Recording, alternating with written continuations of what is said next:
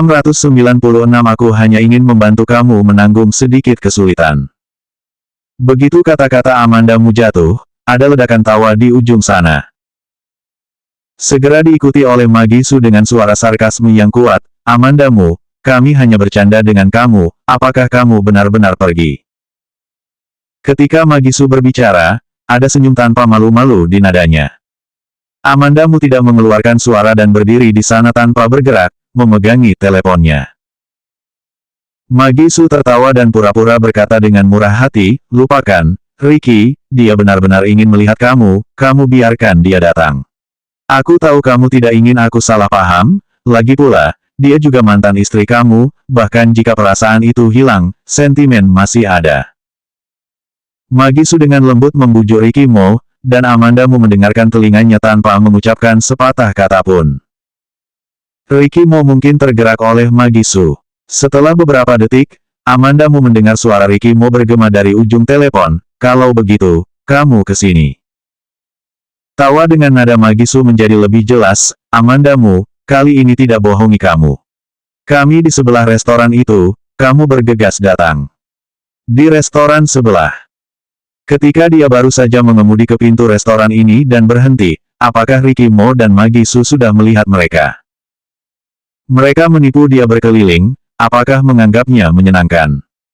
Amandamu mencibir di lubuk hatinya, ternyata Ricky Mo bisa menemani Magisu untuk menipu dan memperlakukannya sebagai monyet. Dia benar-benar orang bodoh yang paling konyol di dunia. Amandamu menutup telepon dan langsung pergi ke restoran di sebelahnya. Dia berdiri di pintu dan melihat Ricky Mo dan Magisu di meja. Keduanya berbicara dan tidak melihat Amandamu masuk. Magisu tidak tahu harus berkata apa. Dia tersenyum licik. Ricky Mo tidak tersenyum. Dia bersandar di sofa dengan malas, dan menatapnya serius mendengarkannya. Baik Ricky Mo dan Magisu adalah orang-orang yang luar biasa. Magisu berusia lebih dari 30 tahun, tetapi dirinya terawat dengan baik. Keduanya duduk bersama. Dari sudut pandang orang lain, mereka sangat cocok dan menarik perhatian. Amandamu berjalan perlahan dan duduk tepat di seberangnya. Hal pertama yang dia duduki adalah menoleh dan melihat keluar jendela. Seperti yang diharapkan, Ricky Mo dan Magisu berada di posisi di mana mereka bisa melihat mobil diparkir oleh Amandamu di luar. Amandamu menarik pandangannya, menoleh dan bertemu dengan tatapan Magisu, dan Ricky Mo juga mengangkat kelopak matanya dan menatapnya. Magisu mencondongkan tubuh ke arah Ricky Mo, mempersempit jarak antara dirinya dan Ricky Mo, dan kemudian memandang Amandamu sambil tersenyum, sudah datang. Kalian begitu baik, bagaimana aku tidak bisa datang? Amandamu bibirnya bergelombang, tetapi tidak ada senyum muncul di wajahnya. Di masa lalu, Amandamu berdiri di samping Ricky Mo, tetapi hari ini, dia duduk di samping Ricky Mo. Dia dan Amandamu bertukar posisi. Baru saja, Ricky Mo mengikuti kata-katanya dan menjebak Amandamu ke restoran sebelah. Kegemaran Ricky Mo terhadapnya membuatnya lebih percaya diri bahwa Ricky Mo benar-benar mencintainya, dan dia menjadi semakin tidak bermoral. Kami akan makan. Apa yang ingin kamu makan? Magisu berkata dengan sengaja, mendapati Amandamu tidak bahagia. Bahkan, satu-satunya hal yang benar-benar membuat Amandamu peduli dan benar-benar marah dan sedih adalah Ricky Mo. Apa yang dikatakan dan dilakukan Magisu, bagi Amandamu, tidak bisa memengaruhinya sama sekali. Dia hanya melirik Magisu, dan berkata dengan suam-suam kuku, otak Nonasu hanya berpikir untuk makan. Aku datang ke Ricky Mo, itu urusan penting. Magisu memikirkan perasaan Amandamu yang sedih dan kehilangan, tetapi dia tidak mengira Amandamu akan datang kepadanya. Amandamu, apa yang kamu maksudkan? Kamu yang terus tidak melepas Ricky. Ricky tidak mau melihat kamu sama sekali. Ricky akan berjanji untuk melihat kamu, dan itu karena aku meyakinkannya untuk melihat kamu. Kenapa kamu baru datang langsung?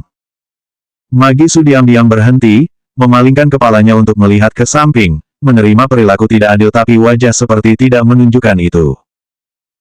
Amandamu menganggap itu konyol, tetapi dia tidak punya waktu untuk tertawa, karena dia datang untuk urusan penting.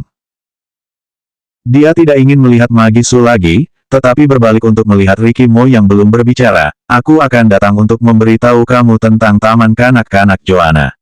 Aku akan segera memasuki kru dan berharap untuk berdiskusi dengan kamu sebelum itu. Selesaikan masalah ini. Ricky Mo akhirnya mengucapkan kalimat pertama setelah Amandamu tiba. Masalah ini, aku akan menyuruh orang mengaturnya. Magisu awalnya ingin berpura-pura dianiaya dan membiarkan Ricky Mo menghiburnya. Tetapi Ricky Mo tampaknya tidak memperhatikan apa yang baru saja dikatakannya, jadi dia harus menerima keluhannya, dan memasukkan kalimat, aku tahu taman kanak-kanak yang sangat bagus, kepala sekolah adalah temanku. Urusan putriku, akan kutangani sendiri. Tidak perlu diganggu Nona Su. Amandamu langsung memotong kata-kata Magisu tanpa meninggalkan emosi. Yang ditunggu Magisu adalah penolakan Amandamu yang kuat dan sombong. Dia mengaitkan sudut bibirnya dengan tidak mencolok. Ketika dia memandang Ricky Mo, dia sedikit mengernyit, dan berkata dengan nada kesal, Ricky, aku hanya ingin membantu kamu menanggung sedikit kesulitan. Aku tahu. Ricky Mo menoleh untuk melihat Magisu dengan suara lembut, namun, kamu tidak perlu terganggu oleh hal-hal sepele ini, hanya perlu bersenang-senang. Ketika dia berbicara, dia menyipit sedikit, masih malas, ekspresi lembut di wajahnya sangat jelas, tetapi itu memberi Amandamu rasa keanehan yang sangat jauh. Dalam kesan Amandamu, Ricky Mo adalah orang yang dalam dan terkendali. Kecuali ketika sangat bahagia, dan ketika bersamanya, baru akan menunjukkan emosi yang sangat jelas. Dan dengan tampilan yang lembut, dia jarang melihatnya ketika dia bersamanya. Jika Ricky Mo dan Magisu membiarkannya datang dan membuatnya cemburu, maka mereka sudah melakukannya. Dia merasa adegan itu menyilaukan. Amandamu tidak bisa mengendalikan dirinya dan bahkan tidak bisa berpura-pura tersenyum. Dia menatap Ricky Mo dengan salju di wajahnya dan terus berkata tentang Joanna, aku akan pergi ke beberapa taman kanak-kanak yang lumayan bagus. Mungkin tidak harus paling mahal, tetapi mereka harus memiliki kekuatan komprehensif terbaik. Kita memilih beberapa taman kanak-kanak, lakukan penilaian akhir bersama 3 hari kemudian. Amandamu merasa seperti sedang berbicara tentang proyek yang sedang dikerjakan. Setelah pembicaraan, dia kembali untuk bersiap, kemudian melakukan tindak lanjut bekerja bersama, dan akhirnya mendapatkan hasilnya. Ricky Mo tidak berbicara, tetapi mengangguk tidak signifikan. Amandamu mendapat jawaban dan bangkit dan pergi. Magisu sudah tahu ketika dia datang terus pergi ketika selesai, dan terus melihat Amandamu pergi. Begitu Amandamu berbalik, dia mendengar suara Magisu di belakangnya, mengapa kamu begitu dingin padanya, dia adalah ibu Joanna. Amandamu secara tidak sadar memperlambat langkahnya. Setelah 2 detik, dia mendengar suara samar Ricky Mo, orang di sebelah aku adalah kamu. Apakah kamu ingin aku baik kepada dia? Magisu berkata dengan nada menghina, menyebalkan. Tawa ringan Ricky Mo mengikuti. 697 hanya untuk menunjukkan kepada orang lain. Amandamu mempercepat dan bergegas keluar. Karena dia bergegas keluar dengan kepala tertunduk, dia tidak menyadari ada orang di sisi lain yang keluar. Dengan cara ini, dia bertabrakan dengan orang yang sedang keluar. Amandamu berkata tanpa melihat ke atas, maaf. Amanda. Amandamu mendengar suara itu, berhenti tiba-tiba, menoleh ke belakang dan menemukan itu adalah Kenzo Lee. Ini benar-benar tidak terpisahkan. Ketika Kenzo Lee melihatnya memandang ke arahnya, dia tersenyum padanya dan bertanya, apa datang untuk makan? Amandamu memandang Kenzo Lee, yang juga baru saja keluar dari restoran. Aku datang untuk makan atau tidak, apa kamu masih belum tahu? Karena Kenzo Lee ada di restoran tadi, apa yang baru saja dia lakukan di restoran, Kenzo Lee pasti sangat jelas. Kenzo Lee pasti melihatnya duduk di hadapan Ricky Mo dan Magisu. Amandamu berkata begitu, dan Kenzo Lee tidak lagi berpura-pura menjadi pertemuan kebetulan. Dia berjalan ke Amandamu dan berkata sambil tersenyum, ya, aku telah melihatnya. Apakah kamu sekarang percaya kata-kata aku? Kamu dan Ricky Mo sama sekali tidak cocok. Amandamu sudah dalam suasana hati yang buruk, dan kata-kata Kenzo Lee ini suek 1-2 kali lebih dikatakan. Dia mendengus dingin, tidak ada urusannya dengan kamu. hanya melangkah menuju posisi parkir. Kenzo Lee berdiri di tempat dan menyaksikan Amanda Mu pergi. Dia juga menyalakan rokok dengan penuh minat. Senyum di wajahnya tidak berkurang, dan dia tidak tahu apa yang dia pikirkan. Dia berdiri di pintu dan merokok sebelum kembali ke restoran. Kenzo Lee melihat posisi Ricky Mo dan Magisu, sedikit mengaitkan bibirnya, melemparkan puntung rokok ke tong sampah, dan berjalan santai ke arah Ricky Mo. Piring di depan Magisu dan Ricky Mo telah diangkat, dan ada kopi di depan keduanya. Magisu berbicara sepanjang waktu, kepala Ricky Mo memandang keluar jendela, seolah mendengarkan dengan cermat, seolah-olah linglung. Kenzo Lee berjalan dan berdiri di meja dan bertanya sambil tersenyum, apakah kamu keberatan jika aku duduk? Ricky Mo mengabaikannya, tetapi Magisu bertanya dengan ekspresi tidak puas, siapa kamu? Dia akhirnya memiliki kesempatan untuk makan bersama Ricky Mo, bagaimana mungkin seseorang selalu mengganggu mereka. Kenzo Lee duduk dan melirik bola-balik pada kedua orang itu, lalu memperdalam senyumnya, aku tentu saja teman tuanmu.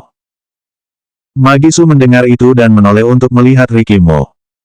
Ricky Mo masih melihat keluar jendela, tidak tahu harus melihat apa. Magisu berbisik, Ricky. Ricky Mo baru saja berbalik, dan dia menatap Kenzo Lee dengan dingin, dan tidak mengatakan apa-apa. Dia hanya melirik jam tangan di pergelangan tangannya dan berdiri dan berkata kepada Magisu, sudah waktunya, ayo pergi. Magisu melihat Ricky Mo mengabaikan Kenzo Lee, tetapi juga berdiri dan berniat untuk pergi bersama Ricky Mo. Namun, dia secara tidak sengaja menyentuh cangkir kopi sambil berdiri. Untungnya, Ricky Mo dengan cepat meraih pundaknya dan membawanya kembali, kalau tidak kopi akan tumpah padanya. Kopi menetes dari meja makan dan mengalir ke bawah meja. Magisu balas menatap Ricky Mo dengan senyum malu-malu. Ricky Mo memberi Kenzo Lee ekspresi kosong, dan kemudian membawa Magisu pergi. Kenzo Lee memandang punggung mereka dan tersenyum lebih dalam. Begitu dia meninggalkan restoran, Ricky Mo menarik tangannya yang barusan memeluk bahu Magisu. Kecepatannya begitu cepat sehingga Magisu merasakan apa yang dilakukan Ricky Mo di restoran hanya untuk menunjukkan kepada orang lain. Magisu memikirkan hal ini, tetapi dia merasa sedikit jijik. Dia memandang Ricky Mo dengan ketidakpuasan. Ricky Mo bahkan tidak memandangnya, dan mengambil tangan dan memutar telepon, aku meminta Doni untuk mengirim kamu kembali. Mendengar ini, ketidakpuasan di hati Magisu menghilang. Magisu tersenyum dan ingin memeluk Ricky Mo, terima kasih. Ricky Mo secara tidak sengaja mengambil satu langkah ke samping, meninggalkan Magisu memeluk kosong. Magisu memandang jelek Ricky Mo dan mendapati dia hanya fokus pada telepon, jadi dia harus menyingkirkan ketidakbahagiaannya. Ricky Mo sangat baik padanya akhir-akhir ini, dan dia akan memberikan apapun yang dia inginkan dan perhatian. Terutama ketika melihat sikap Ricky Mo terhadap Amanda Mu hari ini, dia bahkan lebih yakin bahwa Ricky Mo menyukainya. Selama Ricky Mo menyukainya, tidak ada hal lain yang menjadi masalah. Segera, Doni melaju. Magisu masuk ke dalam mobil dengan enggan, dan ketika mobil itu melaju, Ricky Mo tidak melihatnya dan langsung kembali ke perusahaan Mo di seberangnya. Setelah Amanda Mu meninggalkan restoran, dia mengendarai mobil tanpa tujuan dan jalan kemana saja. Dia tidak tahu apa yang ingin dia lakukan. Dia mengendarai mobil sampai hampir kehabisan bahan bakar. Ketika dia mengisi bahan bakar, dia memanggil Lucy Sen. Apa sedang sibuk? Keluar dan minum. Lucy Sen merasa ada yang salah ketika dia mendengar nada suara Amanda Mu. Lucy Sen segera bertanya, apa yang terjadi dengan kamu? Kamu di mana? Amanda Mu menoleh untuk melihat sekeliling dan menemukan bahwa dia tidak tahu di mana itu sama sekali. Jadi dia bertanya pada Lucy Sen, di mana kamu? Aku datang untuk mencari kamu. Lucy Sen berada di perusahaan saat ini. Setelah Amanda Mu mengisi bahan bakar, dia pergi ke Media Sengding untuk menemui Lucy Sen. Media Sengding adalah pemimpin lingkaran hiburan, dan orang-orang yang berhubungan dengan lingkaran hiburan. Mereka semua mengenal orang-orang di berita hiburan dan lingkaran hiburan yang sering menunjukkan wajah mereka pada pencarian panas. Begitu Amanda Mu tiba di Media Sengding, dia dikenali oleh resepsionis. Siapa yang dicari nonamu? Apakah ada janji? Wanita di meja depan itu ramah kepada Amandamu. Amandamu adalah penulis skenario baru yang sedang naik daun di industri hiburan, dan tidak tahu kelak akan menjadi seperti apa. Karena itu, yang terbaik adalah jangan menyinggung siapapun dengan mudah. Aku mencari Lucy Sen. Amandamu tidak terkejut bahwa meja depan akan menganggapnya serius. Nona Lucy. Meja depan melirik ke sisi lain dan melihat asisten Lucy Sen. Asistennya ada di sini. Asisten datang dan melirik meja depan. Teman Lucy Sen, aku akan membawanya ke atas. Amandamu memasuki lift, dan asisten menjelaskan kepadanya, Lucy Sen baru saja dipanggil untuk pergi ke pertemuan dan aku membawa kamu naik. Amandamu menunggu beberapa saat sebelum Lucy Sen keluar. Ada apa denganmu? Kenapa kamu mau minum lagi? Lucy Sen duduk di sebelah Amandamu dan membungkuk setengah jalan untuk bertanya padanya. Amandamu terlihat pucat seperti air, pergi minum karena suasana hati buruk. Ayo, kamu tunggu aku mengambil sesuatu, kata Lucy Sen, dan bangkit untuk mengumpulkan barang-barang. Ketika keduanya turun, mereka bertemu James Gu di lift. Amanda, James Gu terkejut ketika dia melihat Amandamu, kamu datang ke Sengding dan tidak datang untuk menemui aku, beritahu aku sebelumnya. Aku datang untuk menemui Lucy Sen, tidak ada yang lain. Amandamu menyadari, James Gu dan Lucy Sen keduanya tidak saling berbicara. James Gu menepuk pundak Amandamu dengan sangat antusias, oke, aku harus menemui aku lain kali.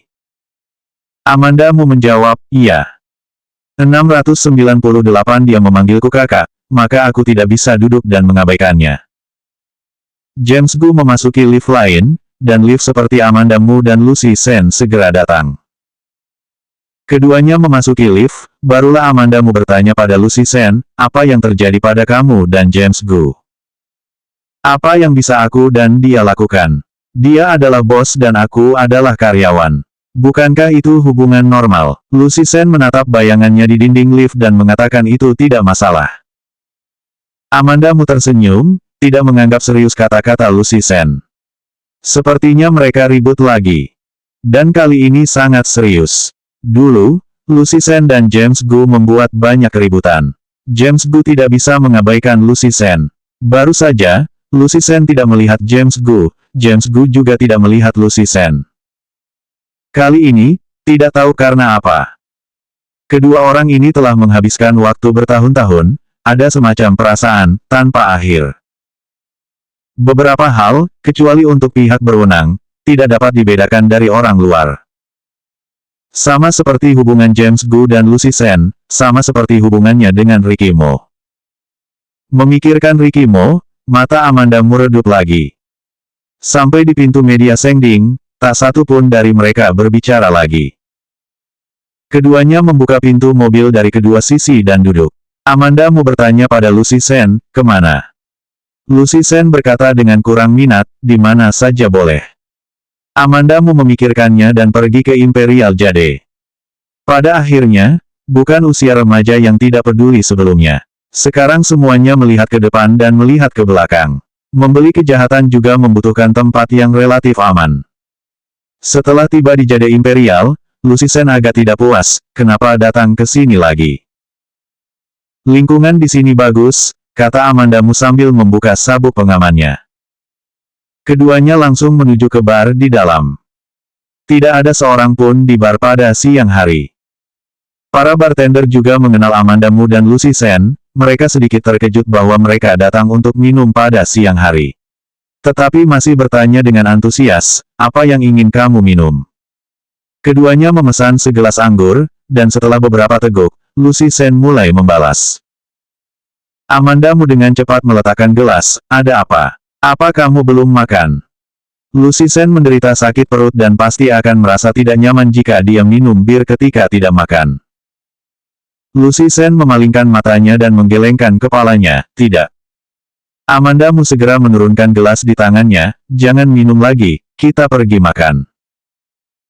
Tidak apa-apa, bukankah aku sering seperti ini, minum sedikit lagi, kata Lucy Sen sambil mengambil gelas untuk terus minum. Peminum, Amandamu menepuk kepalanya, tapi itu sangat ringan. Lucy Sen cemberut, mengembalikan gelasnya, dan pergi makan bersama Amandamu. Ketika Amandamu pergi untuk mencari Ricky Mo, dia pergi ke sana selama istirahat makan siang, bersiap untuk makan dan berbicara dengan Ricky Mo, tetapi setelah pergi ke sana, dia melihat dia makan dengan Magisu. Sekarang dia pikir dia konyol. Mengapa masih tidak bisa memahami fakta? Ricky Mo tidak lagi sama dengan Ricky Mo yang dulu. Bahkan jika dia berbicara tentang hal-hal, dia belum tentu mau berbicara dengannya saat makan. Bagaimanapun, Ricky Mo telah mengatakan bahwa dia adalah wanita yang tidak ingin didekatnya. Untuk wanita yang tidak ingin didekatnya, Ricky Mo tidak pernah menghabiskan terlalu banyak waktu dan energi. Keduanya tidak makan, dan ketika piring datang, mereka tidak bisa berbicara dan mulai makan. Setelah cukup makan dan minum, orang-orang tenang dan memikirkan berbagai hal dengan baik. Amandamu tidak ingin minum lagi, tetapi Lucy Sen masih ingin pergi minum bir. Amandamu dipimpin oleh Lucy Sen ke bar, dan dipaksa untuk mengikutinya. Kamu sudah makan begitu banyak, masih bisakah kamu minum bir? Lucy Sen mendengus, kamu masih berpikir aku makan terlalu banyak. Aku tidak mampu membelinya, itu kenapa aku tidak bisa makan begitu banyak. Amandamu tercekik sejenak dan tidak ada yang perlu dikatakan, hanya untuk mengikutinya ke bar. Ketika mereka pergi sebelumnya, tidak ada tamu di bar, sekarang mereka lewat, dan ada beberapa tamu di bar. Mereka adalah beberapa anak laki-laki dan perempuan, paling banyak berusia 18 atau 19 tahun. Jade Imperial tidak akan membiarkan anak di bawah umur minum di bar. Minum ada kelompok 3 pria dan 2 wanita, hubungannya tidak diketahui. Sambil minum, Lucy Sen menyindir Amandamu, kamu tebak, siapa di sana yang pasangan? Amandamu memandangi 3 pria dan 2 wanita di sana untuk sementara waktu, dan kemudian berkata, ada 5 orang, 2 anak perempuan dan 3 anak laki-laki di sana, salah satunya adalah pasangan, dan 2 anak laki-laki lainnya menyukai gadis yang sama. Bagaimana kamu tahu? Lucy Sen tertarik dan menatapnya di sana. Amandamu mengangkat alis, hanya tebak. Faktanya, ini bukan hanya spekulasi. Interaksi antar pasangan bisa dilihat secara sekilas. 2 anak lainnya selalu memperhatikan gadis yang sama, dan gadis itu memiliki sikap yang sama terhadap kedua anak laki-laki itu, jelas dia tidak menyukai siapapun. Setelah menonton Amandamu dan Lucy Sen sebentar, mereka merasa bosan dan mulai membicarakan hal-hal lain. Setelah beberapa saat, anak laki-laki lain masuk. Cahaya di bar tidak bagus, Amandamu hanya memberi pandangan kasar, dan tidak melihat siapa yang masuk, hanya tahu bahwa itu adalah anak laki-laki yang tinggi. Amandamu hendak berbicara dengan Lucy Sen, dan dia mendengar suara keras dari sana. Ketika Amandamu dan Lucy Sen berbalik kembali, mereka melihat bahwa ketiga bocah di sana telah dipukuli menjadi bola, dan apa yang ada di tangan mereka, digunakan sebagai senjata oleh mereka. Botol-botol anggur, mangkuk buah, kursi, semuanya diambil dan dihancurkan. Lucy Sen tidak bisa menahan nafas, orang-orang muda sangat berenergi. Amandamu meliriknya, kita juga berusia 20-an, dan kita juga anak muda.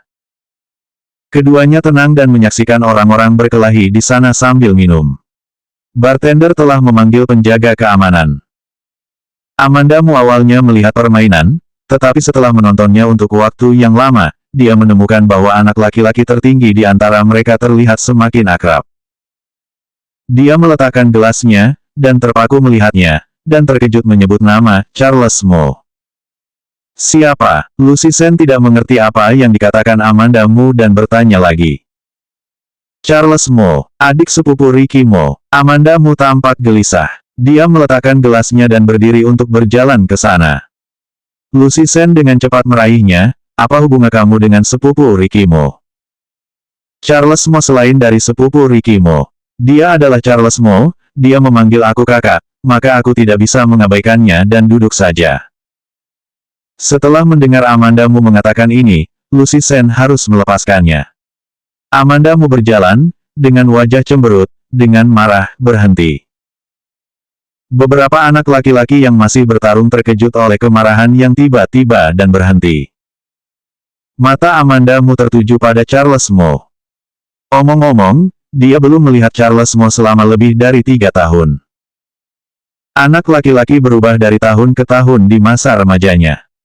Kalau dihitung, Charles Mo sudah berusia 19 tahun ini. Bocah 19 tahun itu sudah mulai mengambil bentuk seorang lelaki, dan sosoknya tinggi. Tampaknya jauh lebih gelap, tetapi dia masih anak yang tampan. Charles Mo tertegun ketika melihat Amandamu, Kak Amanda. 699 aku tidak akan mengantar kamu ke sana. Ini benar-benar kamu. Amandamu sudah beberapa tahun tidak bertemu Charles Mo, dan aku tidak menyangka keduanya bertemu lagi. Itu pada kesempatan ini, sedemikian bertemu. Amandamu maju selangkah ke Charles Mo dan berdiri di depan Charles Mo. Di masa lalu, Charles Mo lebih tinggi darinya, tetapi sekarang dia berdiri di depan Charles Mo, dan bahkan mendongak untuk melihat wajahnya. Secara visual, tinggi Charles Mo tidak jauh berbeda dengan Ricky Mo. Kak Amanda, kamu menunggu di sebelah aku dulu, aku ada urusan yang harus diselesaikan dulu. Setelah aku selesai, akan traktir kamu minum bir.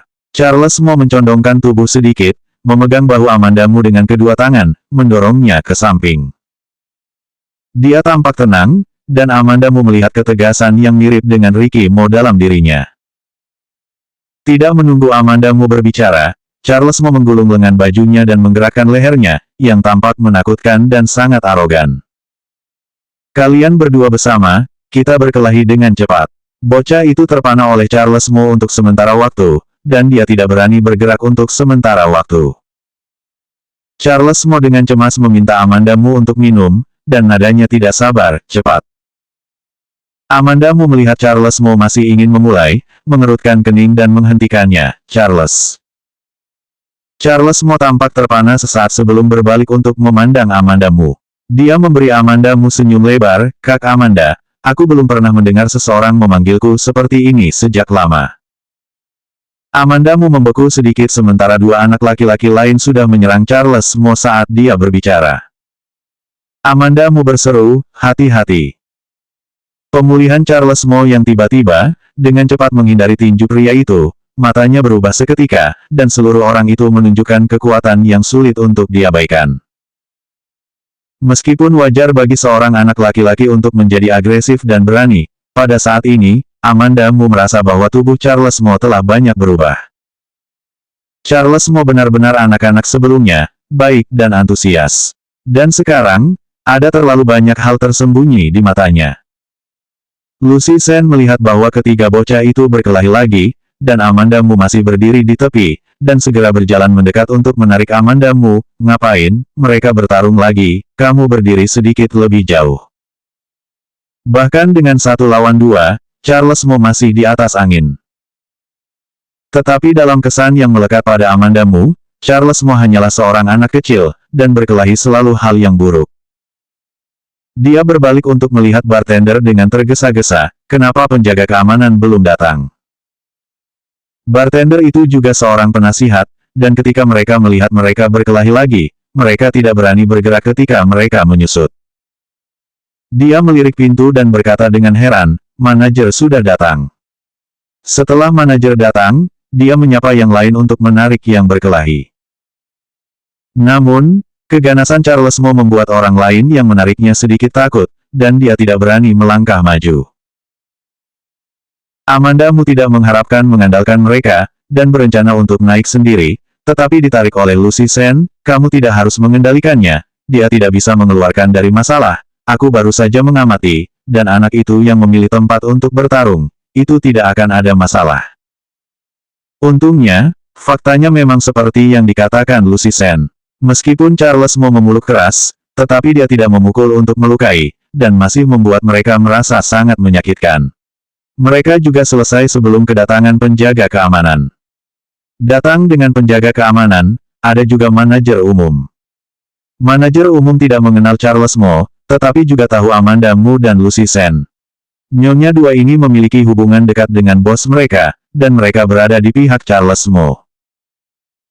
Meskipun manajer umum masih memanggil polisi, tetapi ada sedikit perselisihan di tengah, Charles Mo pergi ke kantor polisi dan hanya membuat catatan, berjalan melalui tempat kejadian, dan keluar.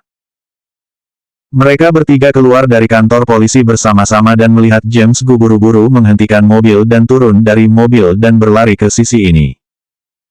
Dia tidak tahu apa yang dia pikirkan. Ketika dia berlari ke depan, dia melihat Amanda Mu, Lucy Sen dan Charles Mo. Setelah melihat mereka, James Gu melirik ketiga orang itu secara bergantian, dan akhirnya kembali ke Lucy Sen untuk melihat lagi, lalu menarik pandangannya dan berjalan maju ke yang lain tanpa menyipitkan mata. "Apakah kamu baik-baik saja?" James Gu mengajukan pertanyaan ini terlebih dahulu, dan kemudian memandang ketiga orang itu sebelum memandang Charles Mo. "Kapan kamu kembali?" Charles Mo tersenyum dan berkata, "Aku kembali ketika libur." Dia meletakkan tangannya di sakunya, mengenakan sweater berkerudung di dalam, mengenakan jaket luar, seperti mahasiswa biasa, dan bahkan sangat cerah. "Baguslah kalau baik-baik saja. Sepupu kamu di sana. Kamu nanti pergi jelaskan sendiri." James Gu bukan orang yang usil.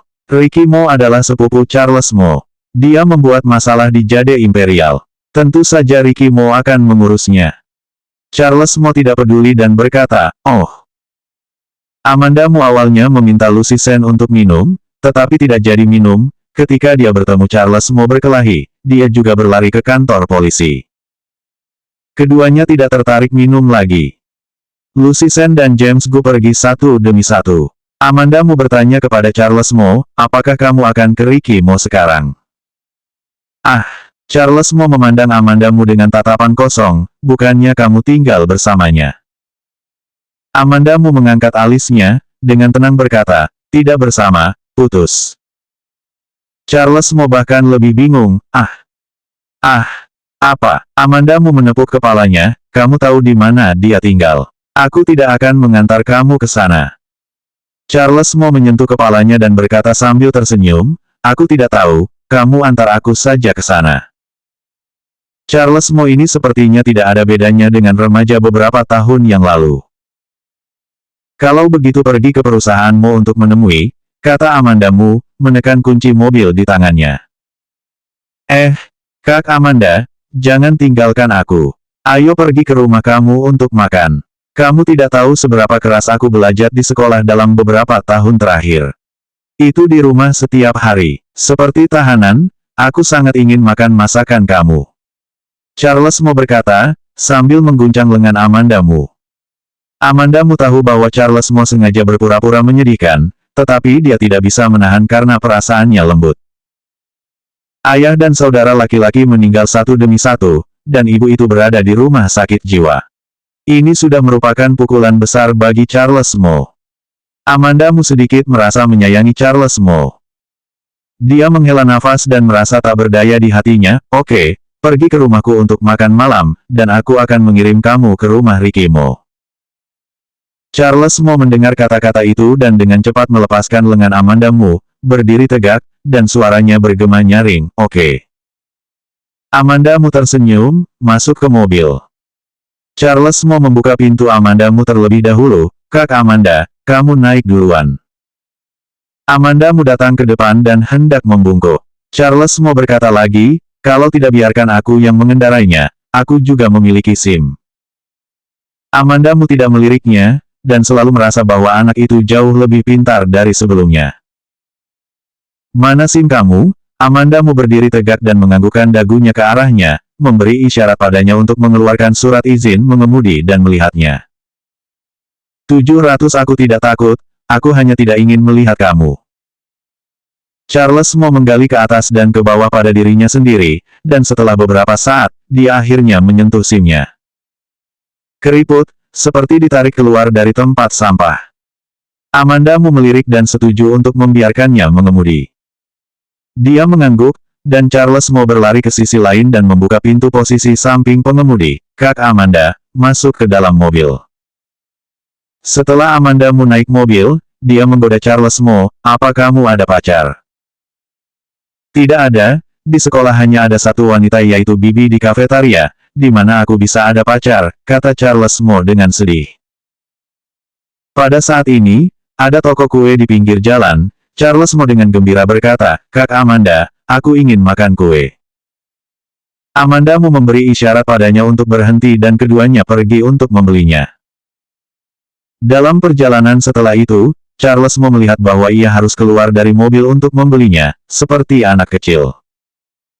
Amanda Mo tertawa, aku sekarang percaya bahwa kamu mengalami kesulitan di dalam sana. Tentu saja, Charles Mo tidak melepaskan kesempatan menyedihkan di depan Amanda Mo. Selama tahun baru, keluarga Amanda Mo menimbun banyak makanan. Ketika dia tiba, Amanda Mo keluar untuk menjamu Charles Mo. Charles Mo mengambil sekotak dendeng dan makan di sekitar ruangan sambil makan, melihat tata letak ruangan. Dia memperhatikannya sebentar dan berkata, Kak Amanda, rumah kamu terlalu kecil. Ketika aku menghasilkan uang, aku akan ganti rumah untuk kamu. Amanda Mo tersenyum, dan dia masih anak-anak, memikirkan itu adalah salah satunya. Dia melirik Charles Mo dan berkata, rumah ini aku sewa. Benar saja, Charles Mo terkejut. Amanda Mo menahan keinginan untuk tertawa dan mengangguk pada Charles Mo. Charles Mo datang dan duduk di sebelah Amanda Mo, meskipun aku tidak punya banyak uang sekarang, tapi masih punya uang untuk membantu kamu membeli rumah ini. Amanda Mo tidak bisa menahan tawa, mengapa kamu harus membeli rumah untuk aku? Muka Charles Mo tiba-tiba menjadi serius. Dia memandang Amanda Mo dan berkata dengan serius, karena kamu baik padaku, aku ingin baik padamu. Amanda Mo mengingatnya dengan cermat, dia merasa bahwa dia tidak terlalu baik untuk Charles Mo. Charles Mo selalu menyukainya. Amanda Mo menggelengkan kepalanya, menolak niat baiknya, kamu tidak perlu membeli rumah untuk aku, dan aku tidak kekurangan uang. Charles Mo jelas tidak yakin, dan Amanda Mo menekankan nada, apa yang aku katakan itu benar. Aku juga serius. Charles Mo menurunkan dendeng dan mengambil sekantong marshmallow lagi.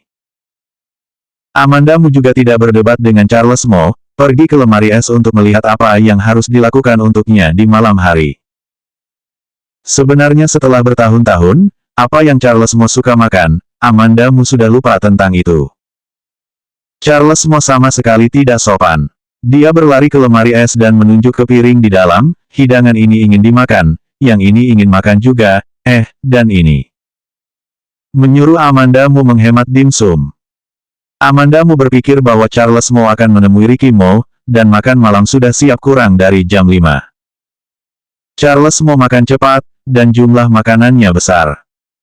Setelah Amanda Mo membantunya memegang 2 mangkuk nasi, dia hanya meletakkan penanak nasi di depannya dan membiarkannya memegangnya. Amanda Mo tidak bisa tidak membujuk, kamu makan perlahan. Tidak ada yang merampas makananmu. Aku sudah terbiasa. Kami memiliki batas waktu untuk makan. Charles Mo masih dipenuhi makanan ketika dia berbicara, dan suaranya agak tidak jelas. Amanda Mo mengerutkan bibirnya dan merasa tertekan. Temperamen Charles Mo tidak dibatasi, dan ia seharusnya tidak suka belajar di sekolah manajemen militer. Kalau bukan karena masalah Gracia Mo mereka, Charles Mo mungkin tuan yang bebas, dan dia tidak harus dikirim ke sekolah yang jauh dan ketat seperti itu oleh Ricky Mo. Mungkin, jalan yang diatur Ricky Mo untuk Charles Mo tidak buruk, tetapi jika bisa hidup sesuai dengan keinginan, itu bukan hal yang bahagia. Amanda Mo membungkukkan bibirnya dan tersenyum untuk memberinya makanan, kalau begitu makanlah lebih banyak. Ya, masakan Amanda masih begitu lezat, alangkah baiknya jika bisa dimakan setiap hari. Charles Mo menghela nafas, dan kemudian menghela nafas lagi, tapi aku akan segera kembali ke sekolah. Amanda Mo tidak berbicara dan menatapnya diam-diam. Setelah makan, Amanda Mo ingin mengirim Charles Mo kembali, tetapi sebelum dia berbicara, Charles Mo berdiri dan mulai mengumpulkan piring-piring, cuci piring. Terlalu kenyang maka harus bergerak sebentar. Biarkan aku saja. Aku akan cuci, Kak Amanda. Kamu beristirahat saja. Setelah terburu-buru, ketika mereka siap untuk pergi, hari sudah gelap. Charles Mo dengan enggan mengikuti Amanda Mo keluar dan berjalan perlahan, jelas tidak ingin melihat Ricky Mo sama sekali. Karena kamu kembali karena libur, seharusnya pergi melihat Ricky Mo. Dia adalah kakak sepupu kamu. Meskipun Amanda Mo merasa sayang kepadanya, dia masih harus mengatakan apa yang harus dia katakan. Charles Mo menundukkan kepalanya dan berkata, "Iya." Keduanya mencapai lift, Amanda Mu meraih dan menekan lift, menunggu lift datang. Ding!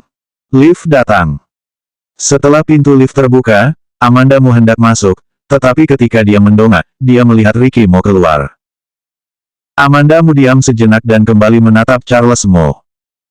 Charles Mo berdiri setengah langkah darinya dan menatap Ricky Mo tanpa ekspresi, tanpa sedikit pun kegembiraan di matanya. Amanda Mu terkejut. Dari saat dia berkata untuk membiarkannya pergi ke Ricky Mo, Charles Mo telah menjaganya. Tampaknya dia tidak mau pergi ke Ricky Mo sama sekali. Dugaan ini dikonfirmasi pada saat ini. Ricky Mo berjalan keluar dari lift dalam 2 langkah, dan memandang Charles Mo dengan tatapan yang dalam, dan suaranya dingin, diam-diam kembali, dan berlari ke Jade Imperial untuk membuat masalah. Setelah masalah, tidak berani datang untuk melihat aku dan berlari ke sini untuk bersembunyi. Charles Mo, kamu hanya mempelajari ini di sekolah. Charles Mo mendengus, aku tidak takut, aku hanya tidak ingin melihat kamu. Amanda Mu berbisik, Charles. Kak Amanda, aku hanya tidak memberitahu kamu karena aku tidak ingin menyebut dia membuat kamu sedih. Aku tahu itu, dia meninggalkan kamu dan wanita dengan nama keluarga Su. Dan dia juga bermain seperti orang bodoh dalam 3 tahun terakhir. Muka Amanda Mu tiba-tiba berubah, dia tidak menyangka Charles Mo memikirkan Ricky Mo seperti ini. Charles, kamu cepat diam. Kata-kata Amanda Mu baru saja keluar dan matanya bersinar, dan Ricky Mo menendang Charles Mo. Pria besar 18-an Charles Mo diusir oleh Ricky Mo dengan cara seperti ini. Kekuatan sebesar itu sudah cukup untuk menunjukkan seberapa besar kemarahan Ricky Mo. Amanda Mu berteriak keras, Ricky Mo. Bahkan jika ada kemarahan besar, kamu tidak bisa melakukannya begitu saja. Mengambil napas dalam-dalam, dia tidak banyak bicara dan berbalik untuk mendukung Charles Mo. Dia berbisik kepada Charles Mo, apakah kamu baik-baik saja? Aku baik-baik saja. Charles Mo menggelengkan kepalanya sambil menutupi perutnya dan mengulurkan rahangnya untuk menahan rasa sakit. Dia mengulurkan senyum dan menatap Ricky Mo dan berkata kepada Amanda Mu, tidak ada yang lebih baik daripada dia. Luar biasa tidak tertandingi, dia tahu kekuatan apa yang bisa membuat orang paling terluka tetapi tidak membiarkan orang mati. Selanjutnya bab 701 aku tidak ingin kamu terlibat.